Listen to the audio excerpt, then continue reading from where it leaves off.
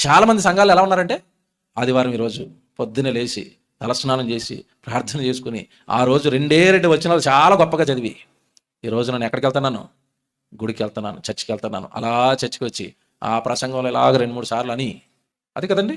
ఏటో ఇంట్లో ఉన్నప్పుడు రాదు, ఎక్కడవుతుంది?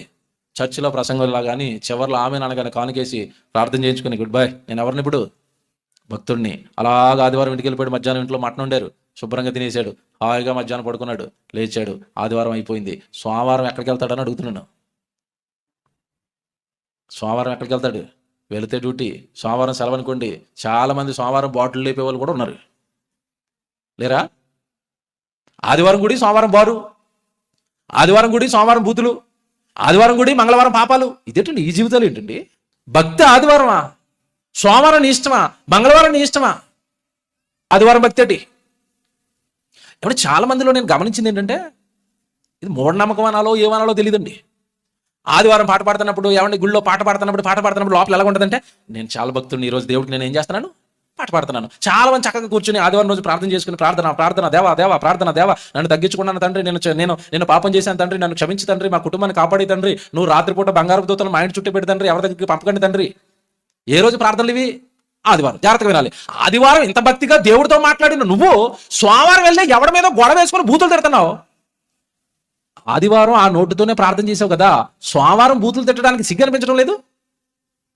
ఆ నోటుతోనే కదా నేను దేవుడితో మాట్లాడావు, ఆ చేతులతోనే కదా నేను దేవుడికి చప్పట్లు కొట్టావు.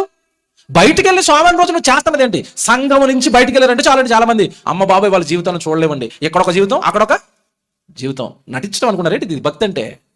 నటన అనుకున్నారా? దేవుడి దగ్గర నటిద్దాం అనుకుంటున్నారా? నో. మానవ కోటికి విధి ఏంటి? విధి ఆయన యందు భయభక్తులు కలిగి ఉండాలి. ఆయన కట్టడలను ప్రతిరోజు నువ్వేం చేయాలి? అనుసరించాలి. అంటే ప్రతిరోజు నీ దైనందిన జీవితం వాక్య ప్రకారం జరగాలి. వాక్యాన్ని మేరకూడదు నువ్వు, వాక్యాన్ని మీరు తప్పులు చేయకూడదు నువ్వు, వాక్యాన్ని మీరు పాపాలు చేయకూడదు నువ్వు.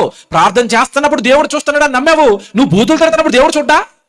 ఎటునండి చాలా మంది గుళ్ళో ఉన్నప్పుడు నన్ను దేవుడు చూస్తున్నాడు, బయటికి వెళ్ళిపోతే రూపం అక్కడో రూపం.